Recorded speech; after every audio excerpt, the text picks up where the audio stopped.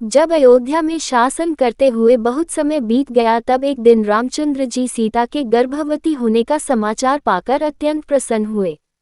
वे सीता से बोले, विदेहनंदिनी, अब तुम शीघ्र इक्ष्वाकु वंश को पुत्र रत्न प्रदान करोगी। इस समय तुम्हारी क्या इच्छा है? मैं तुम्हारा मनोरथ अवश्य पूरा करूंगा। तुम निःसंकोच होकर अपने मन की बात कहो।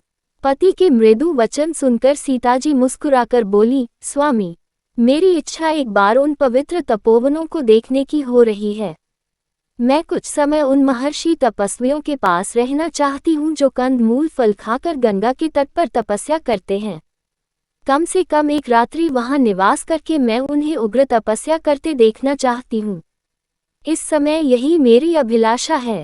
हृदयेश्वरी की अभिलाषा जानकर रघुनंदन बोले, सीते, तुम्हारी अभिलाषा मैं अवश्य पूरी करूंगा। तुम निश्चिंत रहो। कल प्रातःकाल ही मैं तुम्हें गंगा तटवासी ऋषियों के आश्रम की ओर भेजने की व्यवस्था करा दूंगा। सीता को आश्वासन देकर श्री राम राजदरबार में चले गए। राजदरबार से निवृत्त हो वे अपने मित्रों में बैठकर हास्य विनोद की वार्ता करने लगे।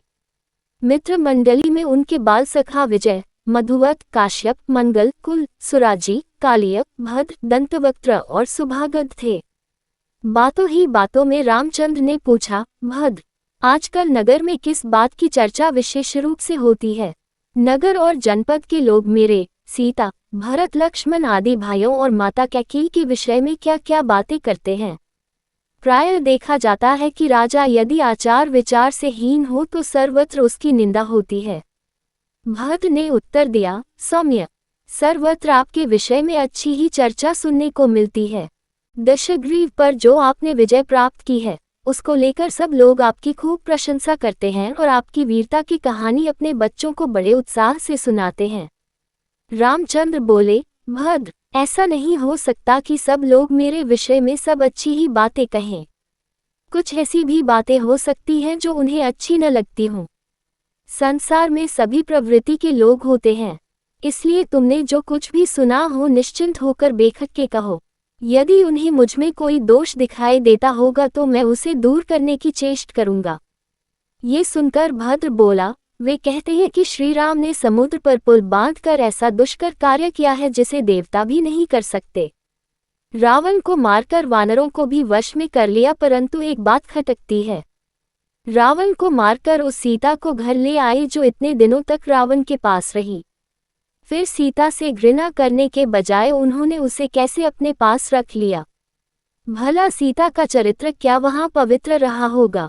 अब प्रजाजन भी ऐसी स्त्रियों को अपने घरों में रखने लगेंगे, क्योंकि जैसा राजा करता है प्रजा भी वैसा ही करती है। इस प्रकार सारे नगर निवासी भिन्न भिन्न प्रकार की बातें करते हैं। भद्र की बात का अन्य साथियों ने भी यह कहकर समर्थन किया कि हमने भी ऐसी बातें लोगों के मुख से सुनी हैं। सबकी बात सुनकर राजा राम ने उन्हें विदा किया और इस विषय पर गंभीरतापूर्वक विचार करने लगे। फिर उन्होंने द्वारपाल को आज्ञा देकर अपने तीनों भाइयों को बुलाया। भाइयों ने आकर उन्हें सादर प्रणाम किया और देखा श्रीराम बहुत उदास हैं तथा उनके नेत्रों में आंसू डबा रहे हैं। श्रीराम ने बड़े आदर से अपने भाइयों को अपने पास बिठाकर कहा, बंधुओं, मैंने तुम्हें इसलिए बुलाया है कि मैं तुम्हें उस चर्चा की जानकारी दे दूं जो पूर्ववासियों में मेरे और सीता के विषय में चल रही है। उनमें सीता के चरित्र के विषय में घोर अपवाद फैला हुआ है और मेरे विषय में भी उनके मन में घृणा के भाव हैं। लक्ष्मण, ये तो तुम जानते ही हो कि सीता ने अपने चरित्र की पवित्रता सिद्ध करने के लिए सबके सामने अग्नि में प्रवेश किया था और उस समय स्वयं अग्निदेव ने उन्हें निर्दोष बताया था। इस प्रकार विशुद्ध आचार वाली सीता को स्वयं देवराज इंद्र ने मेरे हाथों में सौंपा था। फिर भी अयोध्या में यह अपवाद फैल रहा है और लोग मेरी निंदा कर रहे हैं। मैं लोक निंदा के भय से अपने प्राणों को और तुम्हें भी त्याग सकता हूँ, फिर सीता का परित्याग करना तो मेरे लिए तनिक भी कठिन नहीं होगा। इसलिए लक्ष्मण, कल प्रातः तुम सारथी सुमंत के साथ सीता को ले जाकर राज्य की सीमा से बाहर छोड़ आओ। गंगा के उस पार तमसा के तट पर महर्षि वाल्मीकि का आश्रम है, उसके निकट उन्हें छोड़कर लौट आना। मैं तुम लोगों को अपने चरणों और जीवन की शपथ देता हूँ, मेरे निर्णय के विरुद्ध कोई कुछ मत कहना। सीता ने गंगातट पर ऋषियों के आश्रम देखने की इच्छा प्रकट की थी, वह भी पूरी हो जाएगी। फिर गहरी सांस भरकर नेत्रों में ये आंसू पोंछकर वे मौन हो गए।